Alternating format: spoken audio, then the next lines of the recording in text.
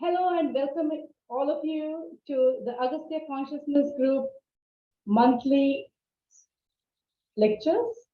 This month, we are very blessed to have Reverend Bill McDonald. Reverend Bill McDonald was introduced to me by James Thomas of UK. And it was James Thomas who actually reached out to me after reading my book, Agastya. And he has been instrumental in connecting all of us. But what a wonderful blessing to meet Reverend Bill McDonald. Bill, as I've seen him over the few months, a year that we've been, in communication, is a wonderful, highly spiritual being. He's someone who lives what he speaks. And as we have watched him day after day, we see him manifesting what he talks about. If I read his biodata, it's going to take at least half an hour, so I'm not going to take the time. I will share that with all of you later. But briefly, his spiritual journey has spanned slightly over 7 decades. He has been to India. He's had paranormal experiences. He has written about his spiritual experiences and near-death experiences. And 2 of his books, Warrior, A Spiritual Odyssey, and Alchemy of a Warrior's Heart, continues to capture everybody's imagination. It is so gripping. Bill is an author, an award-winning poet, an international speaker. He's a motivational speaker, an artist, film advisor, a veteran advocate, Vietnam War veteran. He has the Bronze Star, the Purple Heart Medal, 14 Air Medals, and he has spoken around the world, including Germany, England, Wales, Bolivia, and India. In fact, when COVID happened, he had to cancel 33 engagements. That's how busy he was. But beyond all this, he has also had over 800 radio and TV shows. His YouTube videos are constantly, followed by thousands and thousands of viewers. And to all of us who are fortunate to know him, Bill is a shining light. So more than all that, what has brought Bill to us today is that he has undergone skin cancer. It's still undergoing that. And in 20 months, he underwent 15 surgeries on his face. And all of us who have been close to him have been so blessed to see how quickly he heals himself. And throughout, there is no complaint about pain, there's no, whining, nothing. It's just joy and love that keeps pouring out of Bill. And today, I welcome Bill to please speak to us and help us understand how you do it so we too can follow in your footsteps. Over to you, Bill. All right, thank you.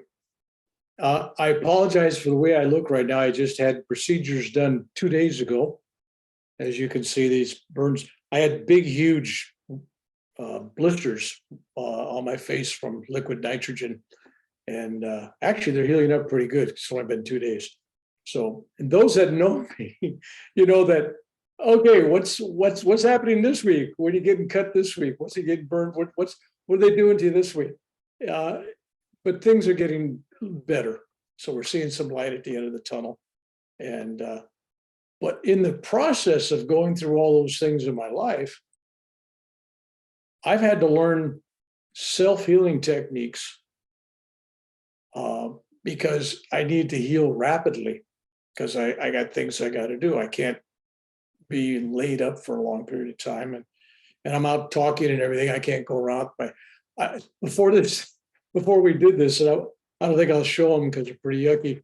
I was showing a few people the last several months of surgeries. I looked like a monster. I mean, I really did. And yet, here I am. So I learned some techniques, and I've been teaching them to veterans dealing with PTSD or with burns on their body from the wars.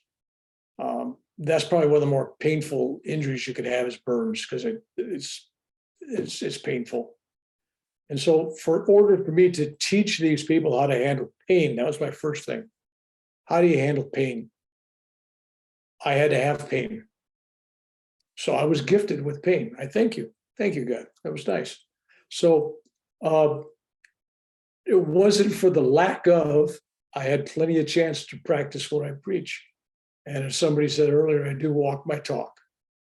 So when I tell people that you can overcome pain, and that's not just physical pain, believe it or not, physical pain is easier to overcome than emotional pain. And the worst pain of all is spiritual pain. When you know you've done something that's not right with your ethics and your morals, and you messed up your family life and your relationships, and you know it's a spiritual disease that's the center of your problems. That is the obvious one. But I try to tell people that all disease and all accidents and injuries to your body and your soul and your mind, everything is centered on spiritual disease. If you're not in order with your spirit, it will manifest symptoms someplace in one of your bodies: mental body, physical body, astral, spiritual body. It will manifest. You are the creator of every disease and every injury that's happened to you. Now, there's other laws that apply besides karma, because there's great gurus out there, for example, that, oh, what's this guy? I mean, obviously he's going through all this stuff, but some great ones are suffering the pains and the injuries for their disciples and for others and for the world. Somebody like St. Francis of Assisi, he was blinded and he went through all the pain and suffering, and several other great saints and sages of India, many, work out pain and work out physical disease and work out other people's karma. That's a blessing for them and for you, or if you're one of the people to work it out on. So when you get something happen in your life, the first order is never complain. If you're asking, why me? Why is this happening to me? Somebody asked me the other day in an interview, well, why does all this stuff happen to you? And my answer was, why not? Why not? I can handle it. Better happen to me than my wife or my grandchild, right? But anyway, and when things happen to me, I always look for the gift. What is the gift of this? I had my nose cut off 3 times in the last few years, twice in the last 2 years. And that's hard to envision, but picture a big hole here. Picture this whole forehead gone, all that skin and meat gone, and that's grown back. That was 3.5 months ago. This was all gone. And the nose from here up to here was a big hole, all the way over to the tear ducts. Gone. And within days, it was healing up for people that saw pictures that I posted. And then for the last few surgeries, like this one here, was the middle of September, about 5 weeks ago, 4 or 5 weeks ago. There was 40 stitches from the tear duct down to here, and they took all the cancer from underneath my eye, the socket here. There was cancer all around the eye. That I had the bandages off within 20 hours. I was showering and I was posting photos, and honestly, it didn't look much different than it does right now. I mean, you could see a few stitches at the time, but it was really clean. So every time something happens, my body is so used to going into the healing mode that it's happening quicker. For example, for those of you that saw, I had an eye patch here. So yeah, if you saw me wearing this the other day, I love it. It's just so dramatic, right? Last week, was it last week? Last week, they cut off a big chunk of my eyelid. I got to wear a patch. I get home, and after a couple hours, I go, heck, that's good. But then I had to put it on to take some pictures because it looks so, excuse the language, it looked badass. I mean, it looked like, wow, this is cool. So truth of the matter was, it's healing at a faster, accelerated rate. Because what I did for this surgery, I said, why do I gotta wait to do my process, which I'll talk about? Why do I gotta wait to engage in the healing process till after it happens? Let's engage in the healing before I even walk into the doctor's office. So it is, when I went there for this eye, the eyelid, and this whole eyebrow and some other spots, they were expecting, they had two doctors. They were expecting to really cut up that eyelid bad. And I was going to have stitches in there, I don't know if you've ever had stitches in the eyelid, but when you go to blink, you're dragging stitches across the, so I pictured all that stuff, So I go in there and I surrendered. Whatever is, it's okay. Whatever's supposed to happen. No complaints. I'm totally accepting. I go in there and the two doctors go, this is not as bad as we thought it was. They didn't do anything, but they waited 6 months because they kept fearful to do it. By the time they got around to do it, it was like 80% better than what they thought it was going to be. For those that watched my video last year, where I had 3 broken teeth. Briefly, the story on that was, I was eating a piece of fruit. It was dates. For those in California, you know what I'm talking about. India, they got dates, I think. But they pit them in California because nobody wants to eat with the pit in there. They take the pit and you buy a bag of these things, pitted prunes, and you just crunch into them. This bag, I bit into it, and it had a pitted fruit. One was still pitted in there. And when I bit into it, it broke 3 of my teeth, molars. And when you break a teeth, and you broke it. And big sections of the broken teeth went down into my gum, right into the nerve. So when I breathed, the air was just like, so it was painful. And this was last year. People were just starting to go back to the dentist, and the dentist offices weren't taking any new patients. It's like, if you want to go to a dentist, they're going, hey, no, we're going to take care of our own people. I couldn't get a dental appointment. I tried for 3 days, and I had these broken teeth, and I couldn't eat. I was having trouble sleeping. Couldn't hang on a second. Couldn't concentrate. So finally, I just go, you know what? I'm gonna use my own technique. So before I went to use my own technique, I got a call. Some doctor said, come on in. Let me take a look at it. I don't know when I can work on it, but come on in. I'll take a look at it. So I went in and they took x-rays. The doctor looked in there and he goes, wow, you got 3 broken teeth. I go, yeah, I know. That's why I came in. He says, no, they're really broken. You got big chunks down into the gums. He says, I'm going to have to do a couple, 2 or 3 root canals. I'm going to have to pull 2 or 3 teeth. This is bad. I'm going to have to.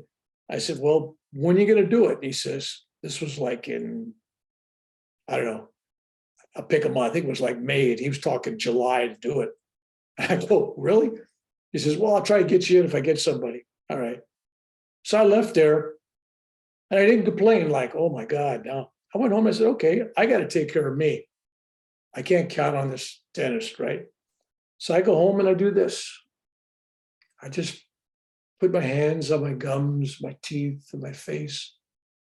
And I used a technique that I'd learned when I lived in the Hawaiian Islands from a kahuna, literally a kahuna priest. And he taught me at the time when I was 18 years old. He was like 60-something. And he's telling this young kid, me, wow. He says, all disease starts with lack of love for yourself. If you love yourself, you love your body, you love every part of your body, it's healing for the soul, the body, the mind. And at the time I'm going, yeah, okay, fine. So I remembered that though. I go, okay. So I started practicing this. this technique now is out there everywhere. You know, everybody's learning this Hawaiian technique, but I combined it with a couple different things. I do things a little differently. So I started loving my teeth and my gums, and I put them on there, and I'm going, I love you, and I forgave myself for biting into that piece of fruit and hurting them, and I apologized to my teeth, and I'm doing all this, and next thing you know, a couple of minutes go by, and I forgot about my teeth, and then all of a sudden I realized the pain was gone, 100% gone, no pain, nothing. So I go, oh, that's cool. So I was kind of excited. So I had a friend in Scotland. I called him up and did one of these Zoom things, and I go, "Hey, Steve," I go, "You gotta, let me tell you about what happened." And I told him, and he just listened. And he kind of looked at me, kind of funny. His mouth was kind of funny. His face was funny. And he didn't say anything, so I got to go. So a couple of days later, I talked to him, and I found out that he had like 7 or 8 or a whole bunch of teeth that had to be pulled, and and he had root canals. He had all this work to do, and he was in great pain. So when I hung up on him, he practiced what I taught him, and he brought the pain down to like 60-80% less, and he was able to bear it out till he could get to a dentist in the UK. And then somebody else I gave the advice to, and they did the same thing. So then I posted a video on it, how you did that, and I did a very detailed video. And within 3 or 4 days, I had people sending me messages. They find out my address, or they go to my website, or they go to the Facebook page, and I'd get these messages like, "You healed me, you cured me, you took away my pain, you fixed this, you fixed that." And that's why I had to put a stop to it, because it ended up being hundreds of people claiming I healed them. And if you look at any of my videos, at all my teachings, what I always tell people, the healer is within you. The teacher is within you. The guru is in you. The whole cosmic creation is in you. God is in you. There's nothing outside of you. So if you're looking for somebody else to heal you, for somebody else to bless you, for somebody else to forgive you, look no farther than the mirror. You are the center of all that. And that's the difference between what I teach on healing and what others teach. Because there's a lot of people out there, they'll take credit for it. Yeah. I mean, you hear, I'm a healer, I heal people. No. That's like the waiter delivering food to your table, and you love the food, and you hug the waiter, and they go, "Man, he didn't cook it. He didn't even raise it. It was out there in some farm in Fresno or Sacramento Valley, right? You didn't do nothing. You just took the meal that was already prepared and you gave it to the person that was hungry." So my job, and people like me, basically we're just waiters. We're allowing this loving current of healing energy to be activated and flow through like a pipe, like a conduit, like from point A to point B, like radio waves, television waves. It's just going through you to someone else. But when the person being healed accepts that energy, in other words, they not just hope it happens, not just wish it happens, they know it's going to happen. And that's all it takes. And so if you're dealing with somebody, quote unquote, a healer, and I really put quotes around that, because all healers are you. But if you're trusting in that, just like you trust in medicine that you're given, or a puja that you're given, or a lotion that you're given, or a pill that you're given, or whatever it is that you're given, if you trust in it, really trust in it, it works. And you want proof of that, take a look at every test for every drug that's ever come out. Because they'll always say, well, there was a placebo effect. 20% of the people were helped with this medicine, and they were just given sugar because they believed that was the medicine. Duh. So does that mean their chemicals are working on you? You believe it is, it will. All right? It's our belief. So if you believe in Indian medicine, Ayurvedic, if you believe in Western medicine, if you believe in chiropractor, acupuncture, foot massages, whatever it is, it works. But there's levels of vibration and there's levels of power and energy exchanged with all those people involved. Americans and Westerns, they all walk around, all these, I don't want to step on any toes, healers, what was this stuff? Reiki. I'm a Reiki master, no less, a master Reiki person. And they wave their hands all over you, you know. I'm going, there's nothing there. Now, there are real Reiki people that can really do some energy. That's a whole different thing. But I'm talking about 90% of those walking around, they took a weekend course someplace, or they went to a seminar for a weekend. You know, they spent $1,000 and now they're a Reiki master, no less. They're the top. Somebody came to me once and said, I'm going to take care of your back. And so they do all this stuff. And I said, I tell you what, when they got done, because it was nothing. I said, here's my invisible credit card. Take all you want out of it to pay for the invisible healing that you gave me. They didn't get it. It was like, oh, there's nothing there. Just because you think there is and you're dreaming there is, connecting with energy is really an effort at raising your vibration. You can't charge a battery that's so dead, you know, like a car battery, you got to get new. It won't take another charge. Most people walk around, their batteries are pretty low. So through meditation, through healthy diets, less meat, more fruits and vegetables, you know, stay away from the booze, stay away from the drugs, the alcohol, stuff like that. Your diet affects the vibration more than you realize. Your meditation stimulates the energy, the vibration, and the focus of the energy and light in your body. You will radiate it. But without meditation and a good diet to go with it, you've got 90% of the energy not available. The rest of the energy is from your thoughts. It's if you're a purveyor of pornography and you spend all day on the internet, or if you're cheating people, you're lying, and doing all these things that are unethical, immoral, against the law, that pulls your energy down as well. You're dealing with lower levels of energy. So even though you're meditating, if you're cheating on your spouse, you're not gaining any energy, if you get what I'm talking about. So when I give a workshop, I spend a lot of time focusing on this. I'm just giving you kind of an overview on this.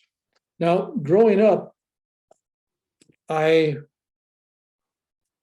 family and I've been in self-realization fellowship since 1946, although I was a little baby, you know, but I grew into it. And in the self-realization fellowship program, their lessons, they have you perform recharging exercises. Anu and a bunch of other people here may know what I'm talking about. It's kind of like dynamic tension. You tighten up your body and you visualize the energy coming into the muscles, and it's like you're lifting a barbell, but you're not. But your body thinks it's lifting it, and you're taking energy. So I took that focus of that and realized if I take that and combine it with the love, and then combine it with the energy raising and all the rest of the stuff, and some other things that I learned in India and in dreams, I came up with something I use, and I try to share that in my workshops. I teach a basic in the workshops. If there's somebody that I think is mastered that, they're a master Reiki. Well, I mean really mastered what I'm teaching them, then there's other levels. I could give them more ammunition. I could give them more choices, more on the menu. But basically, if there's no love, starting with yourself, then you can't give anybody else any love. If you can't forgive yourself, you can't forgive anyone else. And if you're not grateful, you're not spreading any cheer anywhere. So gratitude, gratitude, gratitude, gratitude. Be grateful, meaning my cancers. I mean, I've been fighting cancer since 1979. Oh my gosh, it's a long time. Yeah, I'm grateful. I'm happy. I love my cancer. I don't fight my cancer. I love it. If it wants to leave home, leave my body, I'm happy. But I don't hate the cancer. What you fight persists, and it will resist. But when you give love, the cancer is going to want to cooperate with you. But again, I tell people, if you're praying for your health, let's just start with yourself. You're praying, God, I got broken to you. If you're praying and asking, first off, you violated a couple of things. One, you're saying, God doesn't know what's wrong with me. I got to tell him or her. God, here's what you got to do. You got to tell God what to do. Hey, God, I need this. You're telling God what you need. You're telling God what you desire, what you want. But the divine knows what you need.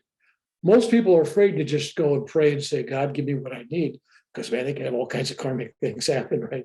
Oh, I lost my job. Well, you needed that because I got a better something for you here, right? So teaching people the basics starts with teaching people that the most important person to love is you. Because you can't love your child, you can't love your spouse.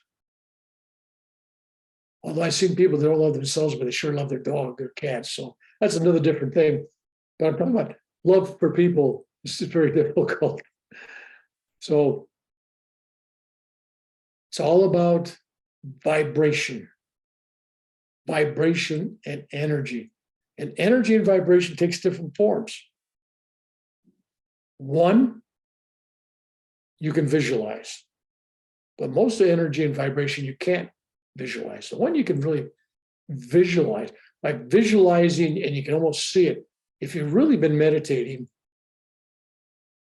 you're looking at your spiritual eye and you're focusing there and you're pulling energy into your crown chakra and you're meditating as you're charging yourself. And then you're taking your hands. You could basically really see that if you visualize so well that you're actually seeing this lightning striking you down your spine and out your hands and through the antenna of your fingers. And when you put your antenna, the fingers, on the person or yourself. And what's funny is you can take this energy that you created and taken into you and moved it into your hands. It's greater than the energy that you have right now. It's like you doubled it. It's like what? It's like you hooked up more batteries to it. So, but the rest of this energy is a love, and it's about light. So when you visualize light and love around people, it's really talking the same thing. So I tell people, I got this teenage daughter, and I got to work with her. She's in drugs. She's doing all this stuff. I got to save her. I go, that's like a lifeguard sees all these people out there drowning, and he jumps out there and he doesn't take a life raft or equipment with him. He's just going to try to save everybody he can. He's going to drown himself. You can only save you. You can only heal you. You can only change you. You want to change a child? You want to change a spouse? You want to change a noisy neighborhood? You're in a neighborhood that's really terrible, and these people driving you crazy next door. Yelling at them, calling the cops on them is probably not going to do nothing good ever comes out of that, especially nowadays, road rage, right? But loving them, they don't have to know you're loving them. You just send them love. very hard to fight with somebody if you're not fighting with them. All right. But it starts with you not fighting yourself. First off, you have to realize that you are enough. You don't need somebody to come into your life to fill this void, to make you a whole. I need this other person in my life. Every time I see Tom Cruise or somebody go on this whole line about, you fulfill me, you like somebody's missing a part. I'm sorry, if you're missing a part and you got to get it from somebody else, you're both screwed. Sorry, you both got a problem. So don't go looking for a fix outside of you. All right. So let me tell you a story when I applied this healing technique in its infant forms, basic forms. When I got out of the hospital, I was in the hospital for a year. When I was 8 years old, I was 9 when I got out. And I came home and me and my mother, we heard these feminine voices singing like a choir, just beautiful voices singing. And we kept thinking, because it was so loud, we were thinking, we had a television on or the radio or something, record, nothing. There was nothing going on in the house. So we walked outside the house.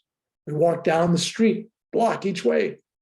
Wherever we went, we could still hear the singing, both of us. I go, wow, this. So we came in the house, we listened for about an hour. And my mother goes, that's a sound of angels. It's an angel choir. I said, whatever angels are, doesn't matter what you call them. But it was this divine, loving, feminine, it sounded feminine, like sacred music, sacred. So I was really feeling good. The next day, we had this little dog, a little poodle, and it ran outside on the streets and got run over by a car at 40 miles an hour and hit this little car, hit the dog, and it goes flying through the air. I hear the dog, out there. I run out there and I hear the dog going, blood trickling out, the ears, the nose, the mouth, and it's not moving. And, the guy's just like, I didn't mean it. The dog ran out. And I picked up the dog and I brought him in. And I brought him in. I'm holding him. And I'm remembering the recharging exercises. And I had a dream before that recharging exercises like charging a battery. That's in my mind, as a little kid. I go, it's like charging a battery.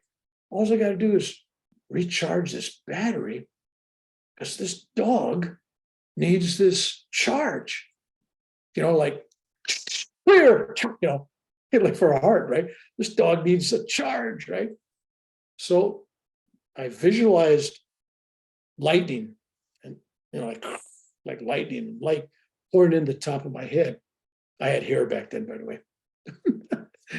Lightning coming in the head and running down the spine and coming out my fingertips.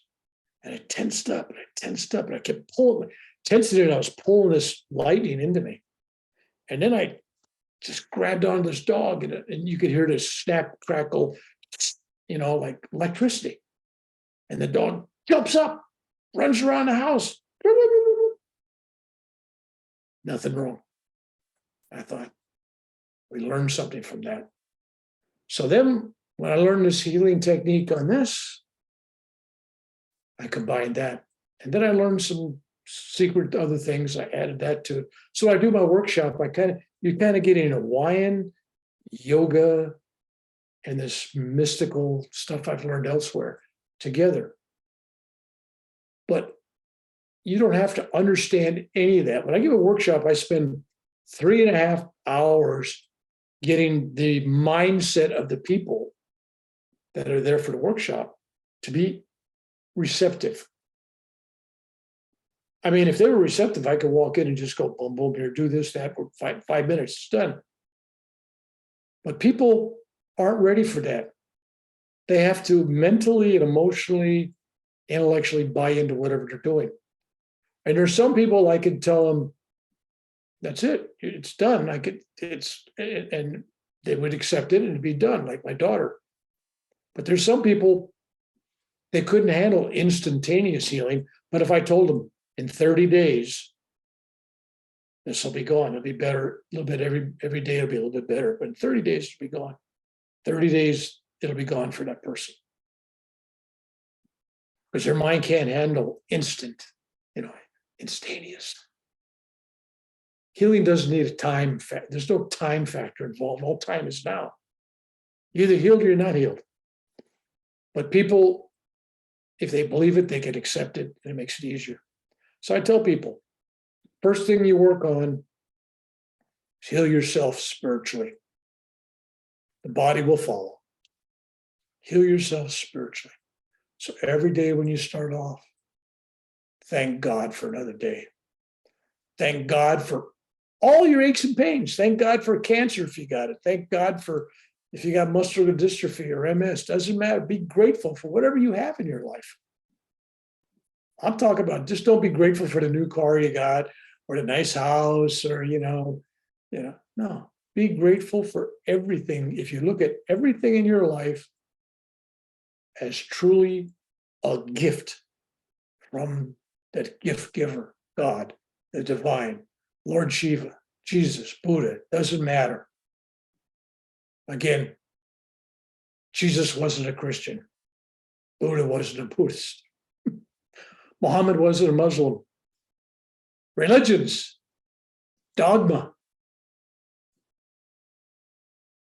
doing rites and passages and pujas, burning incense and throwing things in the fire. And, it doesn't matter. If that pleases you and builds your faith, if that builds your energy, do it. Don't be a hypocrite. If you believe in it, do it. No, God don't care. Especially I see people in India, this is where I'm going to offend everybody. They go get a naughty leaf, palm leaf done, and then they pay somebody to do their prayers at the temple for them. I'm going, well, if I was God, I'd say, wait a minute, you just wrote a check for this guy to go down there. He's going to pray for the next 220 days or something for you. And come on. And you're going to buy something, just go donate these clothes, somebody else is going to do it, right? Or the fruit. I'm going, if you really want repentance, if you really want to change things and change your karma, you be the doer. If you're rich enough, if I'm a billionaire, I'm going to have all these people, you guys pray for me. And this group over here, you do pujas for me. And your group over here, you're going to do masses for me and light candles. I mean, that has a lot of merit with God. I'm sure that's really impressive. But if that's your tradition and that's your culture, and you're looking at it with the right attitude, your attitude should be this. That priest that's doing that, that's how he's earning his living, serving divine. I'm going to pay him for those services. Let him do that. Let him do that. But I'm also going to do my own. Right?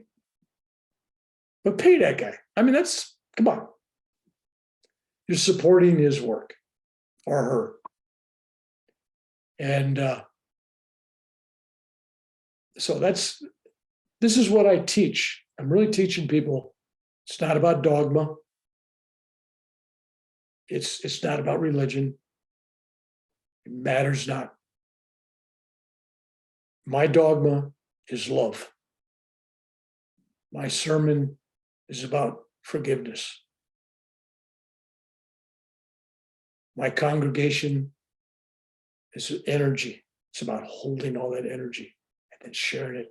Don't walk around in a dark room with a lit candle when everybody else's candles are out and be afraid to share your light like it's going to take something away from you.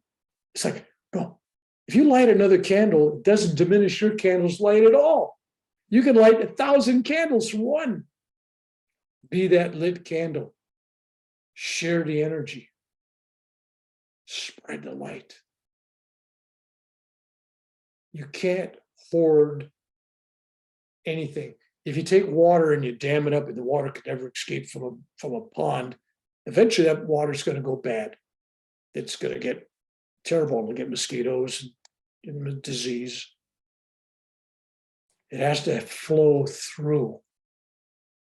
If you put a tourniquet on your arm, yeah, you'll stop the bleeding, but you'll also stop the blood circulation, you'll eventually lose the arm.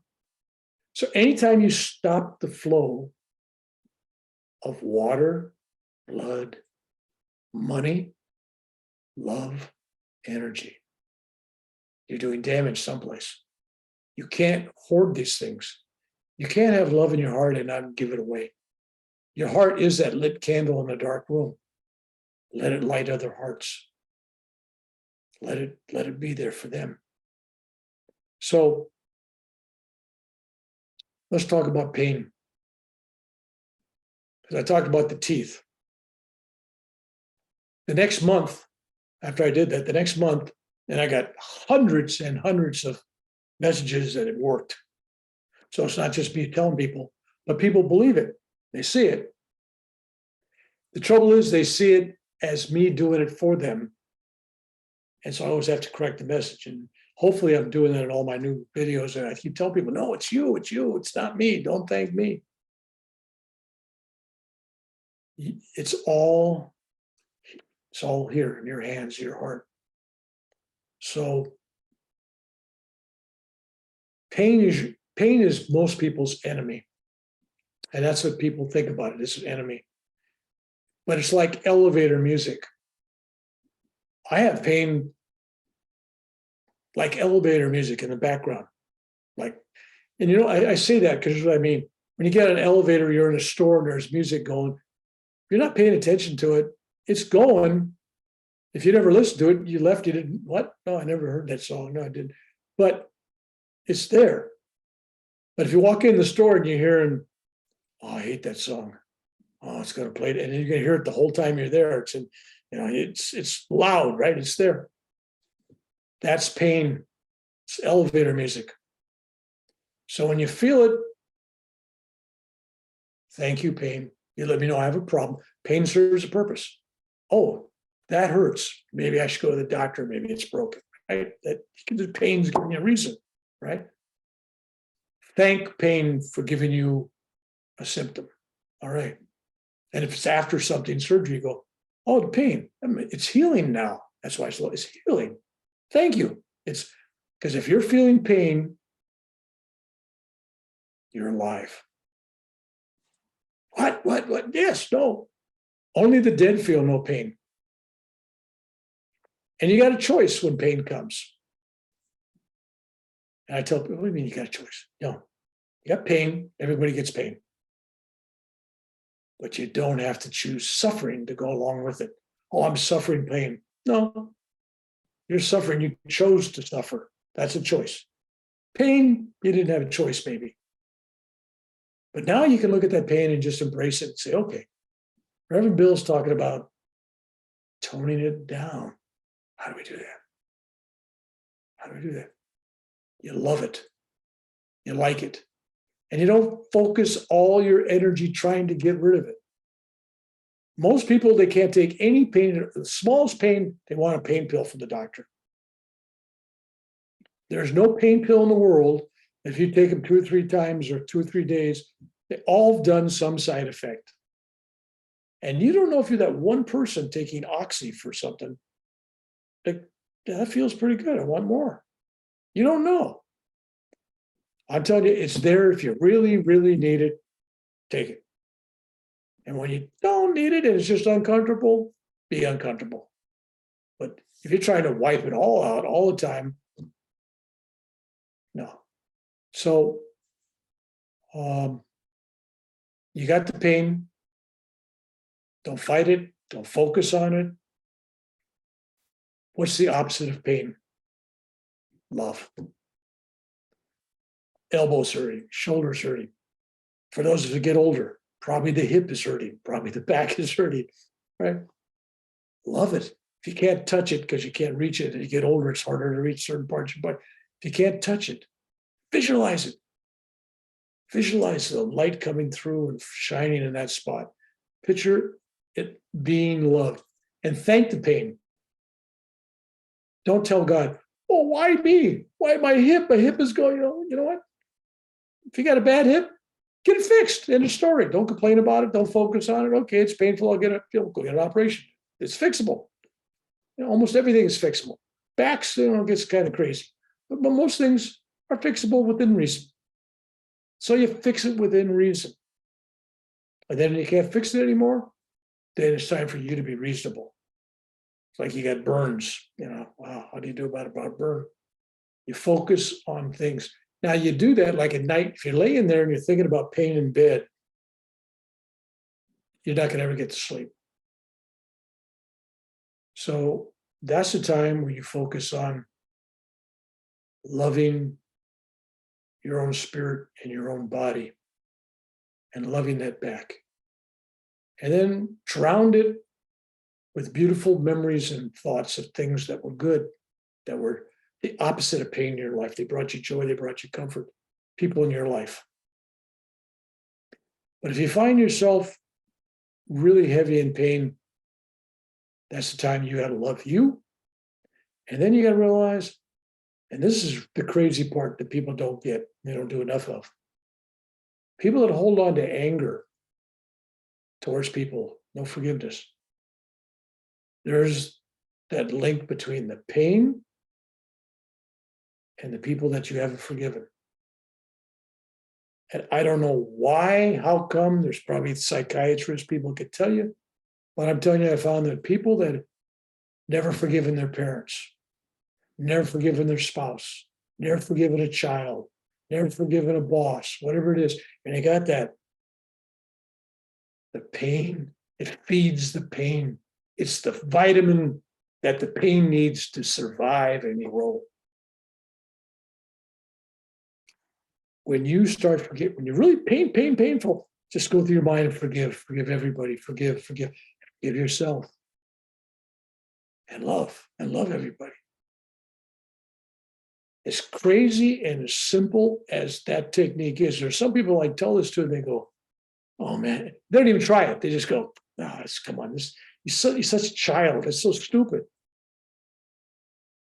What I know for a fact, it works because I've had hundreds, maybe several thousand people tell me that it worked for them. And I know it works for me. And if the people who've been around me know that I've had times where I've had my chest cut open, quadruple bypass. I mean, I had all kinds of stuff, tubes, everything. And I get rid of the pain, right? There's no more magic in me than anyone else. Except for this. I don't tell God what to do. I accept everything that happens to me as it's supposed to happen. It's my gift. Deal with it. I don't have expectations. I don't expect anything. I'm just going to love it. It's going to do whatever it's going to do. Because I also know a part of me that's saying, well, that pain is probably taking away some karma someplace. Now, I take away the cause of the problem. I've also stopped burning the karma, right? Well, maybe I want to look at this. Now, for yourself, that's okay. But when you start looking at it for others, you start making a decision to go out there and heal the world. You're healing people with stuff that's actually ridding them of karma. So there's another element that's missing here, and that's called wisdom. Because you're not getting that voice from Babaji or Shiva or Jesus or somebody. You're not getting that inner thing saying, go ahead. And I bring that up because I was told in India, there was this guru in this village, and this guy was this drunken guy. He was a bad guy. And he got cancer. And he goes to the doctor and said, you got 3 to 6 months to live. I go, oh my gosh. He goes to the guru. And he goes, Guru, take me as a disciple. I'll be your best disciple. I'll be there for you. I'll do all this stuff. I'll donate money. I'll do this. I'm so sorry, but just take this cancer away. So the guru's reluctant, but he did. 9 months later, of course, the guy stopped coming around after 6 months. 9 months later, the guy's back to drinking and driving drunk and kills a bunch of people on the road. And the family of those people that got killed come to the guru and say, it's your fault. And the guru goes, yeah, that's now my karma. because he wouldn't have been alive to do that. By me curing him, I changed his whole destiny, and he killed your family. So when you're trying to heal others, you got to realize, if it turns out to be a good thing, great, you got good karma. That's why, you want to do your children, your spouse, But when you're out there just randomly trying to cure the world of all these things and heal people, there's other laws at play. You're taking on part of their karma. Maybe good karma.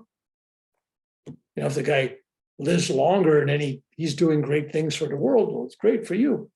But a lot of people don't. A lot of people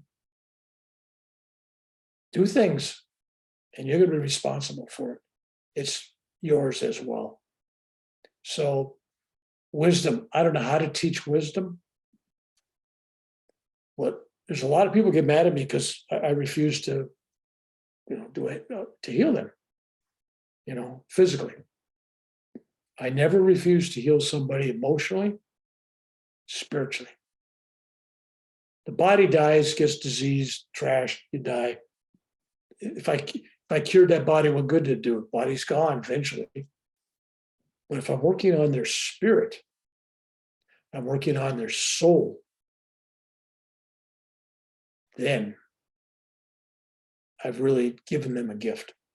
And then what I say at the very beginning, all disease and accidents and injuries are all spiritual related. It's a spiritual disease. So if you cure the spirit,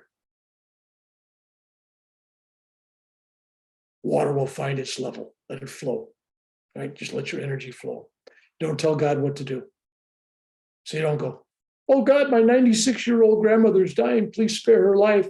I mean, she's going to leave 96 years old. My God, be happy. Thank you, God. Give her 96 years. Help her pass. Keep her pain-free. Make her comfortable. Greet her on the other side. People ask, can you pray for my grandma? She's dying. Yeah, that's what I'm doing. They don't know that. They think, well, he's praying for me.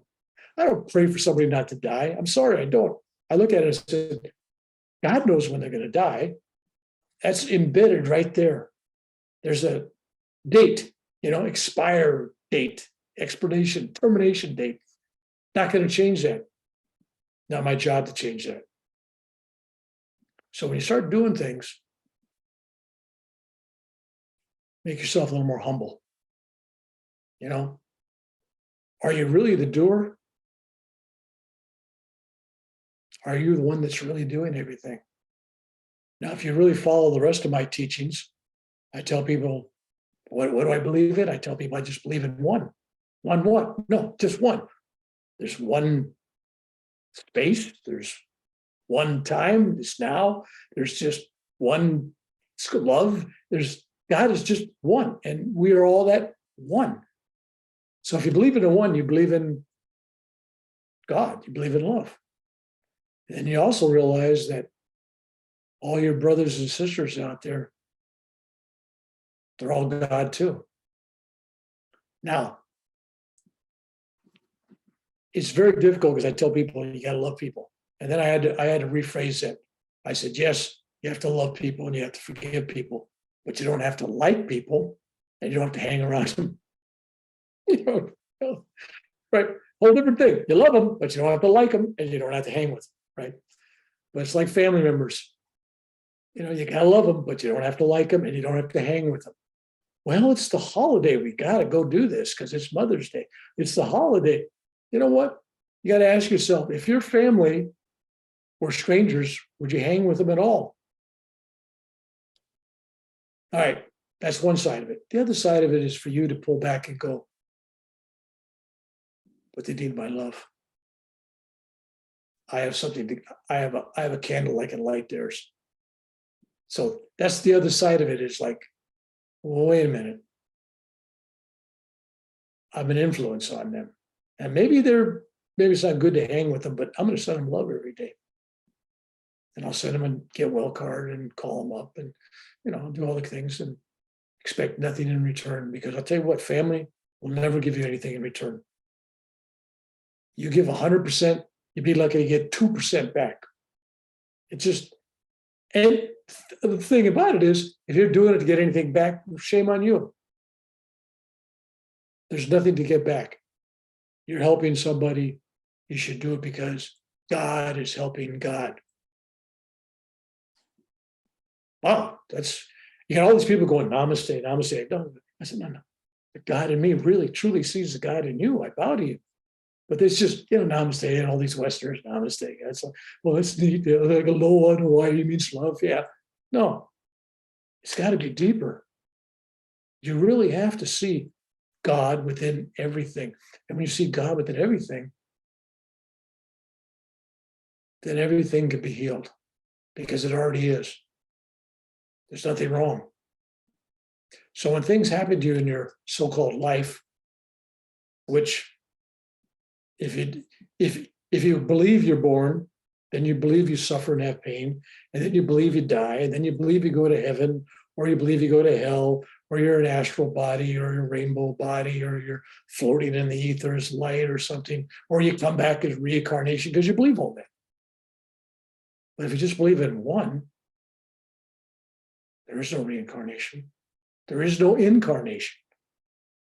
But each one of us that has a body, that's me, all of us, we have a body, therefore we believe in the I story, the me story. You believe in your own personal history. You believe that you're an I.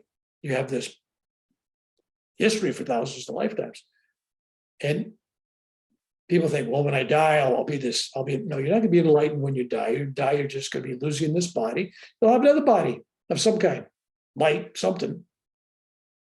But all of a sudden, you're not going to be enlightened. Oh, I'll be an enlightened angel. No, I'm sorry. If you ain't here, it's not going to happen tomorrow just because you died. So just go each day, be the best you that you can be, because you're still a you. And try to realize that the you that you're trying to be is really a reawakening of the one, that you really are the one. But each one of us, including me, because I got a body and I have to eat and do all these bodily functions, we believe in the I-ness. I believe I'm Reverend Bill. And it's not just going to go, oh, before I was enlightened, I had this ego. No, anybody tells you that, anybody tells you they're enlightened, they're not enlightened. Anybody tells you they've seen God, they haven't seen God. I know all the answers, ask me. Run. But I always get a kick out of somebody when it's reincarnation, they go, oh, I walked with Jesus when he was here. And in that lifetime, I was Paul the Apostle or something. And I tell them, I said, since we're all God and we're all one, then every one of us was Paul. They don't know what to say. No, we were all Paul. And we were all Jesus. And there is nobody else. It's all just one. So anyway, that shatters your ego a little bit. They don't know how to handle that one. Well, no, I was, no, yeah, you're the only one that was. Okay. So I'm going to be, somebody's asked me a question here, where I'm going to be in India. I'm going to be in southern India, in Chennai, is that the name of the town? Chennai? In January. I'm going to be there in January. I'm going to give a couple lectures, but I'm going to give a healing workshop. I do not charge for my healing workshops. I can't charge to get love. I can't. But I'm going to rent a venue and we're going to do it someplace. Meaning that if somebody wants to donate when I'm there, great. If somebody wants to donate at any level, it's nice. But I don't want anybody not to go that has to think they have to. They don't. So in my workshop, which is a half a day, we'll actually do hands-on. We'll do forgiveness exercises. We will focus on this whole process of of everything I've been talking, because you get kind of the theory now, but I need your minds for 4 hours at least. And being in person where I can actually do, like in Santa Cruz, hands-on, had everybody hold hands in a row. And I went to each row and did hands-on at the person at the beginning of the row and let the energy go all the way down. I was exhausted, and it was very heavy for me, but it really lifted spirits and bodies. And so I've gotten a lot of feedback afterwards. There was results. So that's what I plan on doing. If you're in New York, I'll be in Syracuse, April. I'll be in Tampa, Florida, sometime May, June. I'll be in Encinitas area, Oceanside, someplace down there, hopefully before the end of the year. I'll be in Salt Lake City, Utah in February. I'll be in Austin, Texas sometime in summer.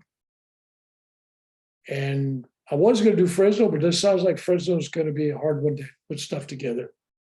But I will have other locations people can travel.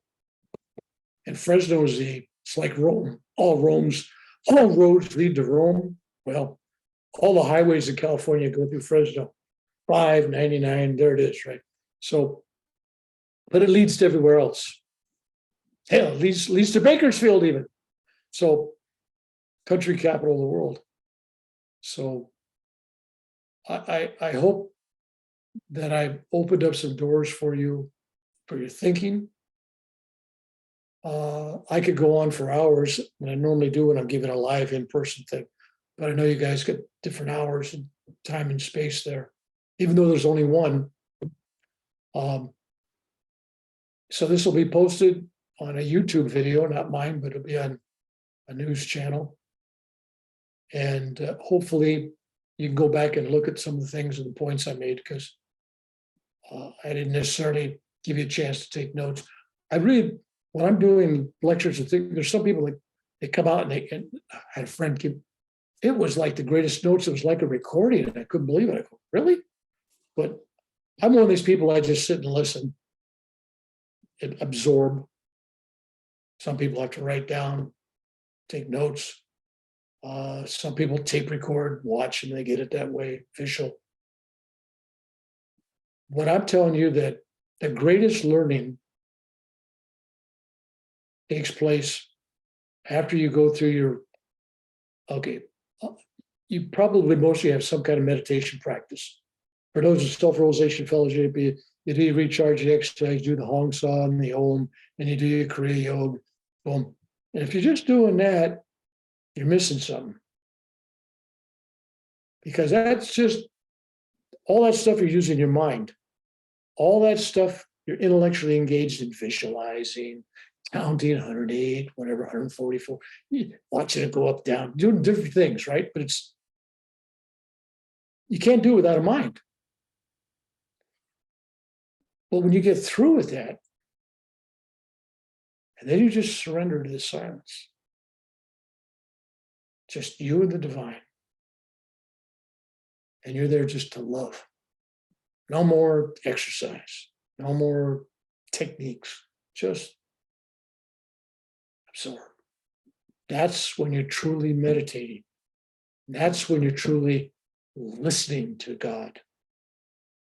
Okay, not just doing these exercises. Because you'll see people that are doing meditate techniques, and you look at them, I've been doing this 20 years. You look at them, have they gotten kinder, more compassionate? Have they got more loving? Have they got wiser? But they intellectually think, well, I've done 20 years of this. I'm practically enlightened. I have trouble doing techniques. Sometimes I start Hong Sa or Om technique and a couple of things, and I'm out of it. An hour later or something, I'm back. I go, wow, what do it's like samadhi. So you don't have to have the highest technique to get out there. You just have to have, I'm going to spend my time with God. So, but until you reach that level, don't give up the techniques. They prepare they're changing the chemistry and the energy and the vibration of your body to prepare you for receiving. I hope that made sense. So when I talk meditation, great, I just foregone conclusion, whichever one you want to do, great, do it. If you're doing TM or whatever, it doesn't matter. All those techniques prepare your mind and your body for the receptive stage, the surrender. There's Indian words for these things, which I'm a simple child. I don't get into any technical stuff. I just go, this works for me. Here's what I do. It's always about love. Love you. Don't try to change your partner. And if you want trouble in life, look at the person you spend your time with in your life and try to find faults with them. I'll guarantee you'll never be happy. You see every fault they have. But if you look at somebody that you're with, spouse, boyfriend, girlfriend, somebody you like, work, friends, and you're not looking at their faults, but you go, you know what? What's good about this person? You actually make up, some people really got to dig. Well, Bill said there's something good about everybody. Well, what is it? Oh, this person makes me happy because they do this, right? Or I like to laugh or whatever, or, there was a kindness show. Be grateful for all these people that are around you that have done something nice for you. Look for it. It will multiply. And when you thank people thank you for fixing my meal. Thank you for taking care of the yard today. Thank you for taking out the trash. Thank you for being my friend. Thank you for listening to me. Don't take anybody that you're living with for granted. Never. The worse you think the relationship is, the more work on your part. Don't fail. This is a test. That relationship is a test. It's a spiritual test. You're both supposed to learn something. So don't throw in the towel. I'm picking up somebody's maybe having some problems, so I'm sorry. Maybe only talking to one person here. But don't throw in the towel. Try to fix yourself. Don't try to fix the other person. When you fix you, you will change the way you look at life. And life will look different to you. And the people around you will sense that you're different, and it will affect theirs. So take your candle in the darkness, the lit one, so others can see. Help light theirs. Hope that helped. I'll take questions if there are any. That was so beautiful, Reverend Bill. I think through each and everything that you shared with us, you were actually answering questions each one of us had. And it almost felt like you sensed what each one of us needed and you spoke to us about it. Now I open the platform for anyone who wants to ask questions with the Reverend Bill. Okay, that's all right. They don't have any questions. All right, let's end with this. Let's everybody close your eyes. And I'm going to take you through first off, if somebody has to go, this is a good time to go. This is going to take about 10 minutes. I'm going to do a guided forgiving meditation. Not a real meditation, but people call it in America, though. This is a guided meditation. It's not the same thing. What people understand in America when I say this, India, they're going to go, what's a meditation? But I'm going to take your visualization within. I'm going to take you on a visualized journey of healing by forgiving. If you don't want to do this, that's okay. But if you're sticking around, we're going to do that. So close your eyes. And I have you close your eyes. I don't want any distractions. I want you to visualize this. The more serious you are, the more you can visualize this, the greater the change within you. It's very powerful. You're on a bus. I'm your bus driver. Visualize little old fat Irishman with a beard sitting up in the front. And he's crazy old guy, childlike, kind of like a leprechaun. And I'm telling you guys are all on my bus. I'm telling you, we're going to this temple. We're going to this temple up to the Himalayas. And we're going to go to the temple of forgiveness. And you guys, you're just sitting there in the bus. What does that mean to you? I'm telling you that as your bus drivers, we're driving along, it's a bumpy road. Lots of detours on this road. A lot of things distract you. Like, oh, I don't know, some people, maybe they don't want to go. This is a dangerous road to go down. There's cliffs. We could drop off reality just by going off this road. We're going to drop off and have to face things. But I'm your driver. And I promise you that if you stay on the bus with me and have faith, this bus is going to make it. And we're going to go to this temple. And we're driving. Some of you are a little apprehensive. What do we got to forgive? What's waiting for us there? We pull up over a hill. There's big, tall mountains. And we're on a dirt road. And the dirt road ends in a big old open field. And across that field, there's cobblestone courtyard. And there's an old temple. I don't know what it was. It's not a Shiva temple. It's not a Buddhist temple. It's not a Christian church. It's just a spiritual sacred building. There's no symbols on it of any religion. It has a sign that says, all faiths are welcome here. We practice no religion. We practice no judgment. We forgive you. Please enter. And you're going to go to that door. And you're going to touch that door. And the door is carved. It's carved out of wood, a real hard wood, teak or something. And it's got images on it. It's got angelic beings, faces of holy people. And you're going to slide your hands over that door and grab the handle. And with some reluctance, some fear, and I'm asking you to set that aside. I, as your driver, standing there telling you to open that door. And the door is opened. And I'm holding it open as each of you walk in there. Now, each of you is walking down that aisle.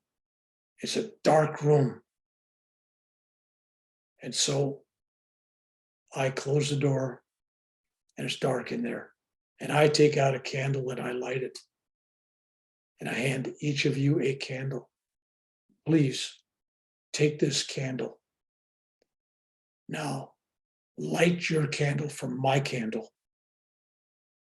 I want you to do that right now. I want you to visualize lighting that candle. You're lighting the darkness. You're chasing some of that darkness away. And so now when you look around, there's candles. And you notice that there are bench seats with people scattered through this sacred temple, sitting there. Some are crying. Some are praying.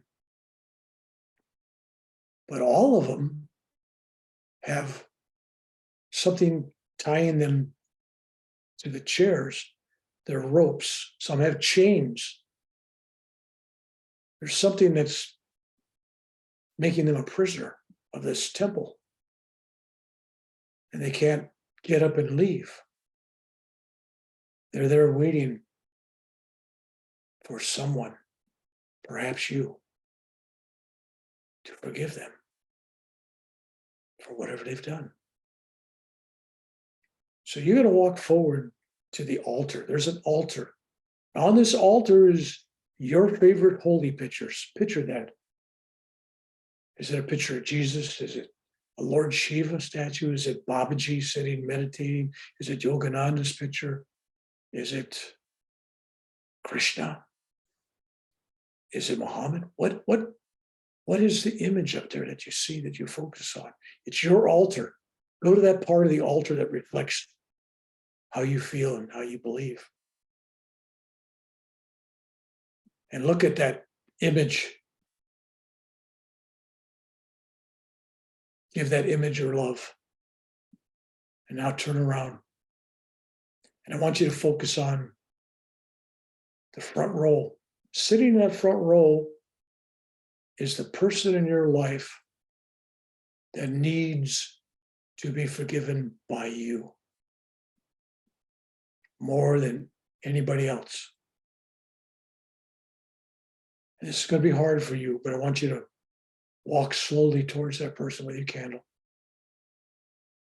until your candle illuminates their face and they see you. And you notice this person has chains. And you notice they go down to the chairs, but you also notice that in the right light, there's like an invisible chain that goes to you, that you're attached to these chains, even though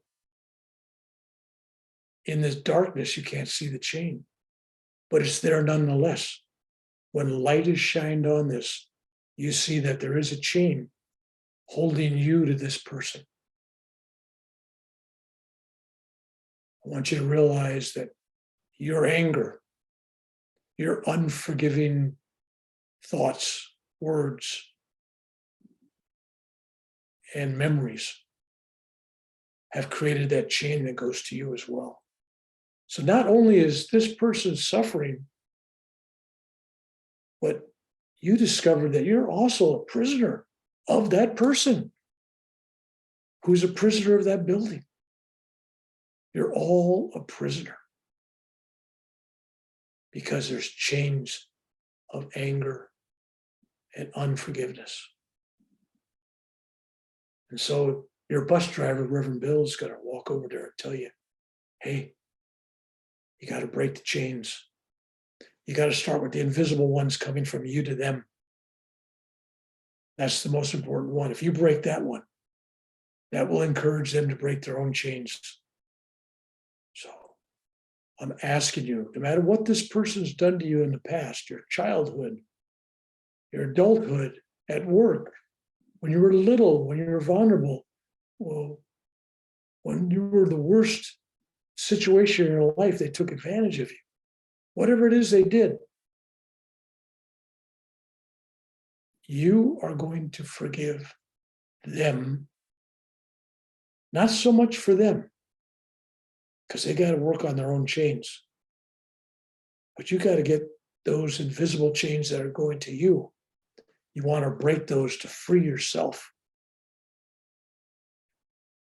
And so you put up your hands. You got a candle in one hand, and you got another hand, just an open palm towards them. And you're going to reach out and you're going to touch their forehead, touch their spiritual eye, and tell them, I forgive you. I love you. I forgive you. I love you.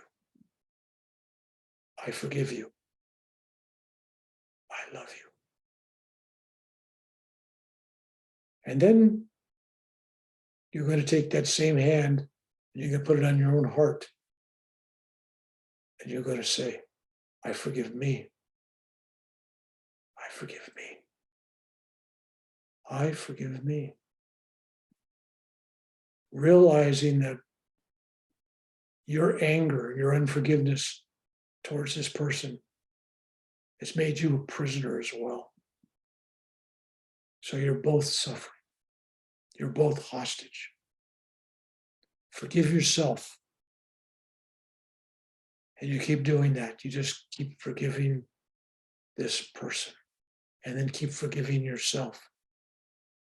And you'll notice that the chains aren't so heavy. In fact, if you look at the chains in the right light, some of the chains, the links are broken. They're falling apart. They're dissolving. You put your hands together, holding your candle, and you say a prayer to whoever you trust in, Lord Shiva, Babaji, Jesus, Krishna, Yogananda, Sirateshwar, Larry Masha, Buddha. It matters not. Ask for this divine presence that you're begging for to bless the both of you. Bless the both of you. And then you notice when you look up, tears rolling down the face of this person. Tears, both eyes flowing. No words, tears. They really don't know what's going on. They really don't see you. But they feel that forgiveness. They feel that love. They don't necessarily hear the words. They're still not able to do that. But their soul, the heart of their soul feels the words. And the chains start to dissolve.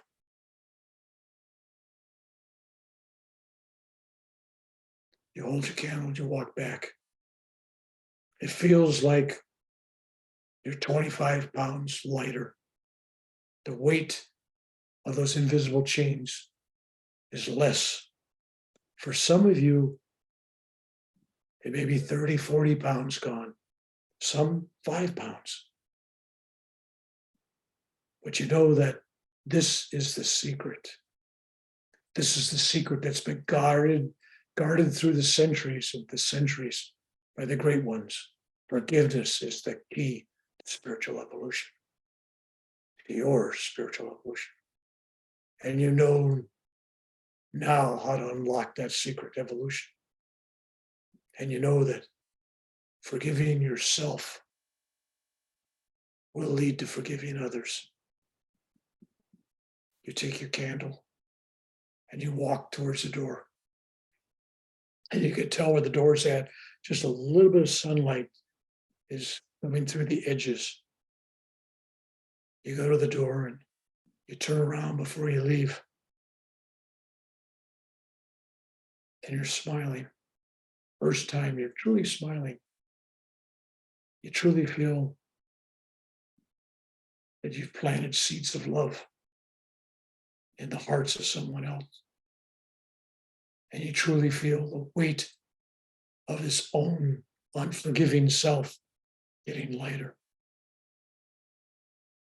You open the door and you go outside. And your bus driver is waiting for you. And he ushers you back onto the bus. Except now, you're lighter. There's more joy in your heart. And your driver tells you, I've taken you to the secret place as your bus driver. But now you know where it's at. You can walk it alone. You will find it within. Tears roll down your cheeks. Joy is in your heart. The bus pulls away. And you find yourself in downtown Fresno. You're home. Remember this, that the secret to the universe, the cosmic secret is forgiveness. Starting with yourself, and then with others. Blessings and peace to all of you. I've got others I got to pick up with the bus. God bless you all. Bye. Thank you. Thank you. Thank you.